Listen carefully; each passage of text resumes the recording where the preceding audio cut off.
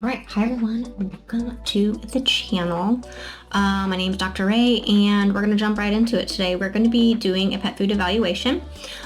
This one's kind of on request, but not kind of on request. I can't remember specifically if someone asked me about these, but I get asked about these in general all the time. And so we're going to do a pet food, one of our typical pet food reviews today. We're going to do the Diamond Naturals, the complete dog line of the Diamond Naturals. So yeah, we're going to jump right into it.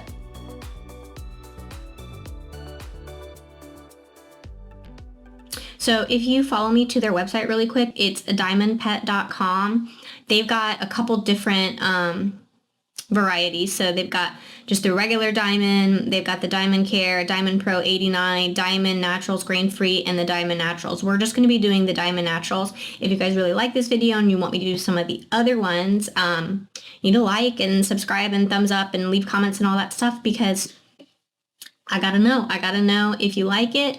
YouTube algorithm needs to know if you like it. And so definitely be sure to do that. And I can try to film more along the lines of stuff that you guys like.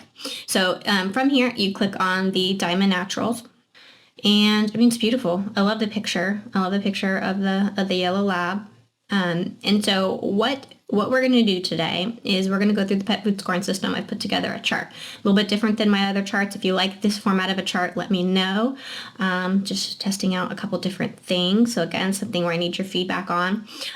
So we're going to bypass all this marketing stuff. I'm showing you this website just so you know how I came about this review, but we're not going to be going through every single package. I just want to show you where you need to go when you do this at home.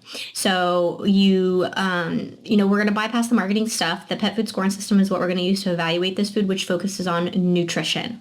I think that's the most important thing. This is why we feed our animals. We don't want to get sucked up in some of the emotional blackmail that a lot of companies do to make you feel bad. And I'm going to point out a couple of those things, but we're not going to harp on it. We're going to spend the majority of the time focusing on nutrition, as it should be. So here, Diamond Naturals Dry and Canned Dog Food provides complete nutrition. Obviously, that's what we want, with a holistic approach. Now, we've talked about that term holistic, and I have a video on holistic and what holistic can mean or does mean to certain companies. I will put a link in the description box if you want to watch that video, but really the term holistic means absolutely nothing in pet food. I could take, for example, Kibbles and Bits, and I could put Kibbles and Bit holistic on there, and they can do that. It means nothing. And so that is open to interpretation. They use that term because they know that it's going to instill a certain feeling, a warm, fuzzy feeling in you. But please know that that term has absolutely no meaning amongst pet food companies. They can use it and use it and use it on label claims, and there is no repercussion if it does not align to what you think it aligns to. So right there, number one, there is a marketing thing. Every bag of canned food is designed to support overall health. We love that, and wellness, and includes superfood ingredients. Again, there we go with that, some terminology that may or may not mean anything. A source of antioxidants and other essential nutrients. While all dry formulas include guaranteed probiotics for digestive and immune support. It's wonderful when these companies use probiotics for digestive support, but they don't tell you which ones are in there. They don't tell you how they're processed. Probiotics need to be a very specific, even strain of bacteria. And so yes, they're putting that in there, but what amount are they putting in? Is it beneficial? Is it the right one? So all those things are kind of superfluous. They're not actually going to be contributing to what the bare bones of the food is providing, what it's bringing to the table. And that's what the pet food scoring system is going to be doing. We're just wiping all that stuff away, all this stuff. Real salmon, superfoods. Yes, antioxidants are important. But are they in the right amount? Now, that's not part of the pet food scoring system, but I will just touch base on where you can find these on the website if you want to dig a little bit deeper. The first one we're going to do right here is the Diamond Naturals Adult Beef Meal and Rice Formula. So you can click on that, and I will show you where the information is coming. Again, we are bypassing the superfluous stuff. Pasture-raised beef protein for great taste and nutrition. Okay, we're going to see if it's providing great nutrition. We're going to find that out here very shortly. Guaranteeing levels of zinc, selenium, and vitamin E. We'll look at those. Vitamin E is a really easy one. We want it above 400 to 500 to really be providing the antioxidant effects. If they're just putting it in there, but they're putting it in suboptimal levels, it really means nothing. omega-6, omega-3s, and advanced with superfoods and guaranteed probiotics. So that's kind of their call outs. They are, highlighting that this is first ingredient is a beef meal. I do like that they have not fallen into some of the marketing things that a lot of these companies do, where they put deboned meat as the first ingredient, because the consumers have been conditioned to look at those first 5 ingredients.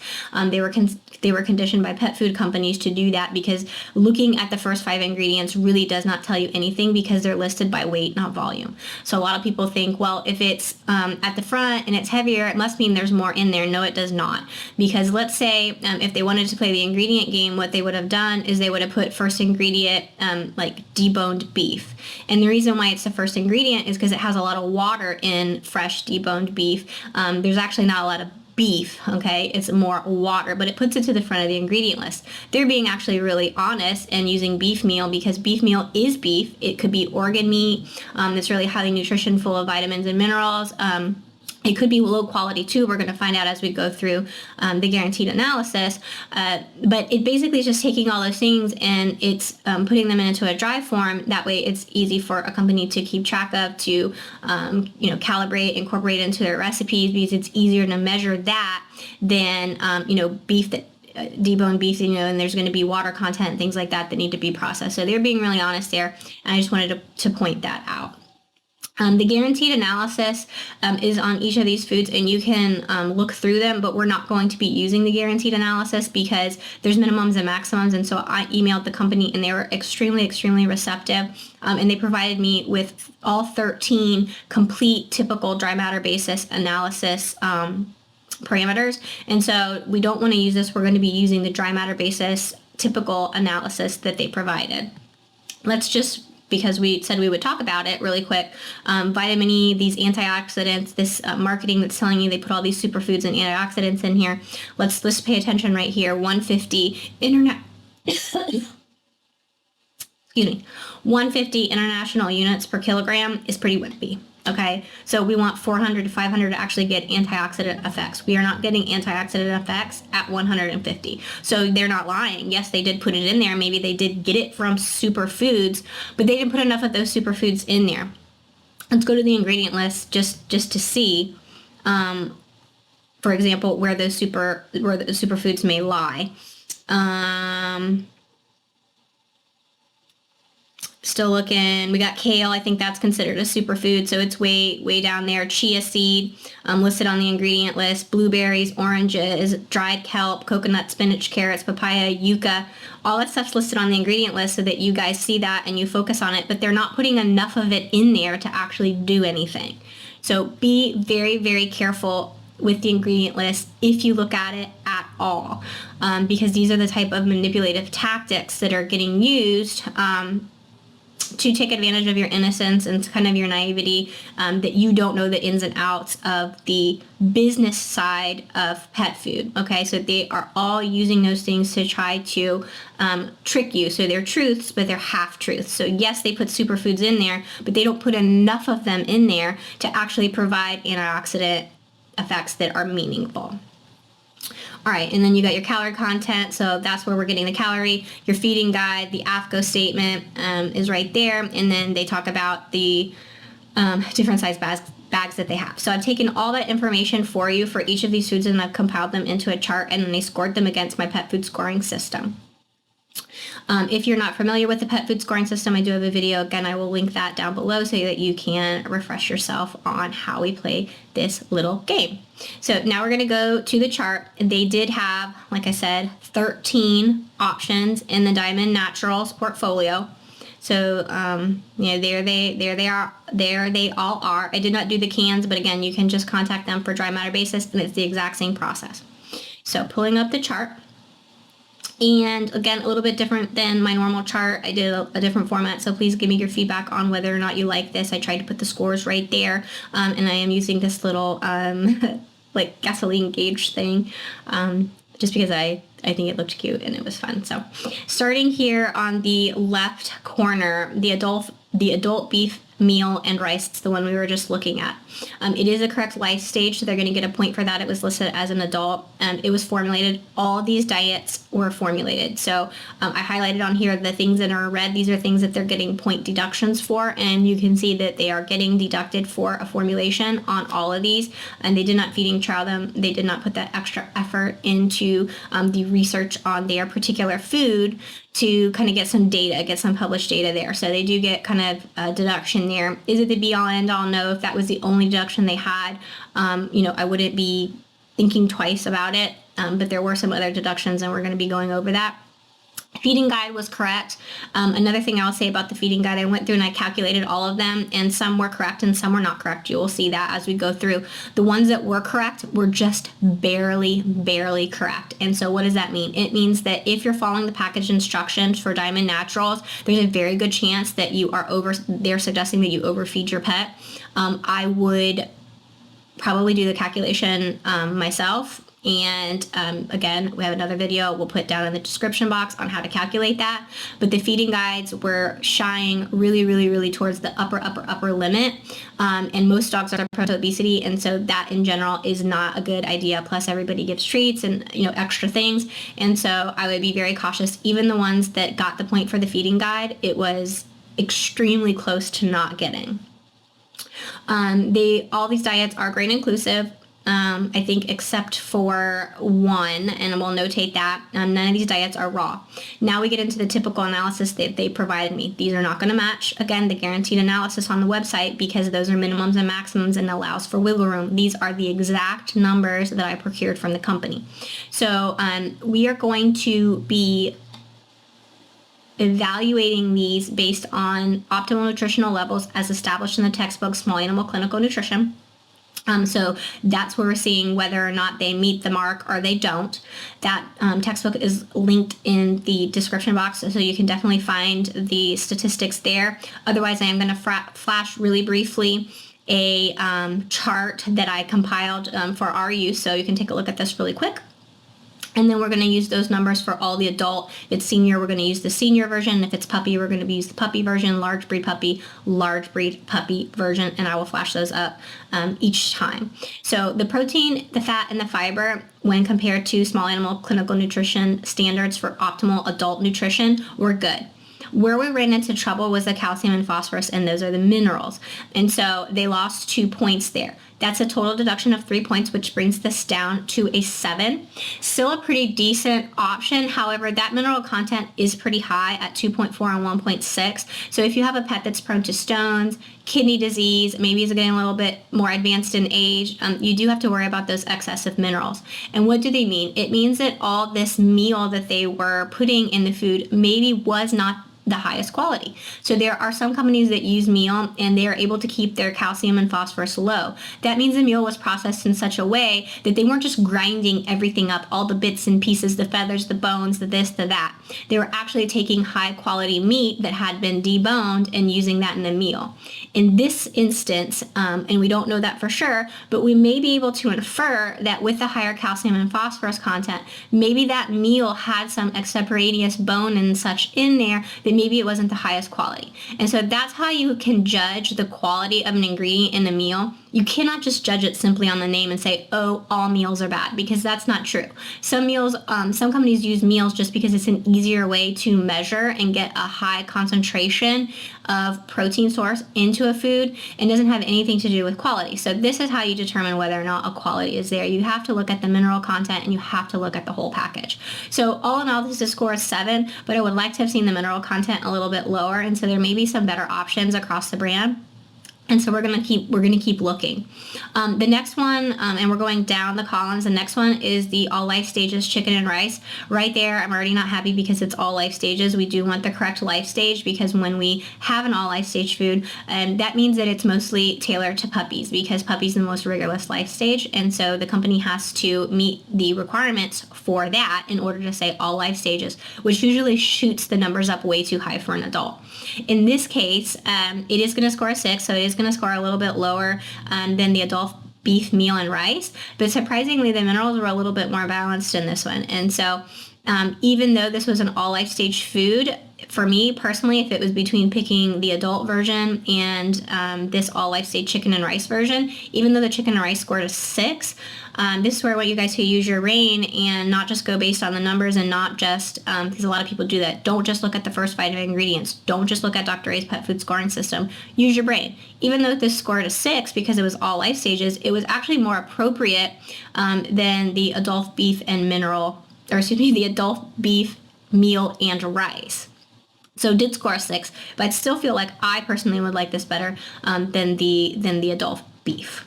Next one going down the list is scoring, again, a little bit lower. This was the extreme athlete.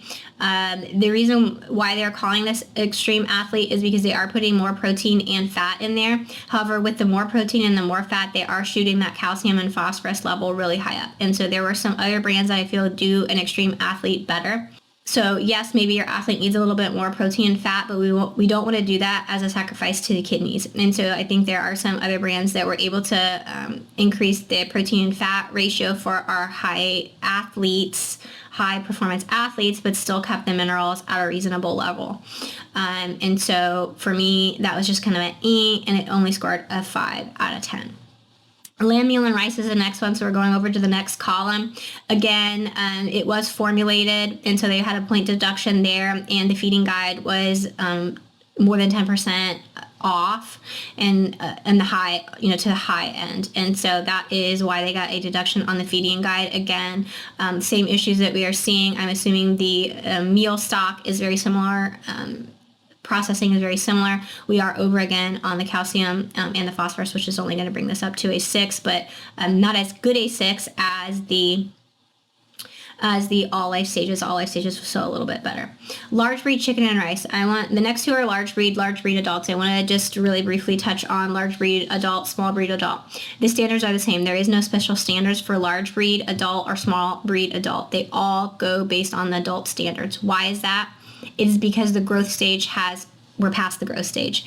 The puppy formulas, we do pay attention to large breed and small breed, or regular breed, medium breed, because they do have different growth requirements in that first year. So a small breed is going to grow from a couple ounces to 5, 6, 7, 8, 9, 10 pounds within a year, whereas a large breed puppy is growing from those same small birth weight all the way up to maybe 70, 80, 90, 100 pounds. And so we account for that in the puppy stage. However, once they've reached that maximum weight and that maximum bone structure when the growth plates close at 9 to 12 months, large breed, small breed, adult, it's all marketing. There is no different nutritional requirement. And so, yes, they have a large breed in chicken and rice and a large breed lamb and rice, but we're not going to be evaluated on any special standards. They get evaluated on the adult regular standards. With that in mind, we are still seeing some deductions here. So both the large breed chicken and the large breed lamb were formulated. The feeding guide was excessive for both, and then we did have excess minerals. However, looking at the minerals, they are in general better than some of the other diets that we have looked at so far. So scoring a 6, but amongst 6s and even amongst the 7, the minerals on this are a little bit better. And if we're paying attention to the feeding guide and we are calculating ourselves and we feel comfortable calculating it ourselves, I think that the large breed chicken and rice actually may have a little bit more favor in this case. Next is the Naturals Light. Usually with these light formulas, what they do is they add more fiber and they lower fat, and that's how they achieve the light standard. In this particular one, it's only scoring a 5, and we do need to keep into consideration why that's happening. They did decrease the fat lower than what the optimal fat levels are. So well below at 7.7, and that may be something that your pet needs, and that would be something to discuss with your veterinarian. There are implications to having too low fat, just as there are implications to having too high fat. So discuss that with your veterinarian. Fiber, again, is high because we are trying to bulk that food up. We're trying to make the pets feel more full so they're not begging. But again, minerals, they tell the tale, 1.5 and 1.1. And so there were some other diets that I think were more appropriate that were in the light category. over the Diamond Naturals. Next, we have a senior, and we are going to be evaluating this against the senior standards. We're not going to be evaluating them against the adult because there are very specific requirements for a senior. And so when you do that, we see that the protein is in a bit in excess for what we would like for our senior, as well as the minerals, as we've been talking. It was formulated across the board, and the feeding guide was in excess more than 10%. And so this is only going to score a 5. I think there were definitely other senior options that were better. I wouldn't even feed, I think there were better options to feed even your adult than this. We have found in some of these scoring systems that the senior is actually really good to be feeding to your adult dog. In this case, I don't think that's true. I would actually rather feed the large breed chicken and rice to my senior that had a lower protein and lower minerals and still had maybe a little bit more of a moderate fat. Would be more appropriate if you were looking for a food that you could probably just keep your adult dog as it transitioned into its senior years. Next is the skin and coat. We can go to the website and see what the marketing things suggest on why this is good for skin and coat. They may add a few things here and there, but the key take-home message is this was all life stages. It was formulated and it was grain-free, and so there isn't anything healthier about a grain-free diet necessarily for a coat. I know that is a thing that a lot of companies started touting way back when. We know from science and data that most, the large significant portion of pets' allergies are to proteins and not grains, and so you are taking a significant risk there of heart disease by feeding a grain-free diet. And so if your pet is having skin issues and you think that they are so significant enough that maybe it is a grain issue, you really need to have that worked up by your veterinarian, be absolutely sure that that's the case, and then take the appropriate precautions to make sure the heart is staying healthy. Did have better minerals in this one. Actually, I don't know why that is. I don't know why some had better mineral content than others. 1.3 on the calcium, 1.1 on the phosphorus, but still only scored a 5. So I think there were some better options out there. Anything scoring less than a 7, I feel like definitely on this channel we have seen better options. And so, just something to consider. Again, now we're going to the small breed adult, the 2 versions that they had there. No specific requirement for a small breed adult. We are just evaluating it like any other regular adult. The chicken version is coming in at a 6 because, again, our formulated, we already knew that, and then our calcium and phosphorus levels were excessive. However, the lamb and rice was coming in a little bit better at a 7. The small breed adult lamb and rice is going to score a 7. Both were formulated, and the calcium and phosphorus were excess on both. Small, medium puppy, and large breed puppy. So again, there is a distinction between those. So if you take a look at the screen now, the small breed puppy standards are listed on the left. The large breed puppy standard is going to be listed on the right, and so you can see there is a difference there.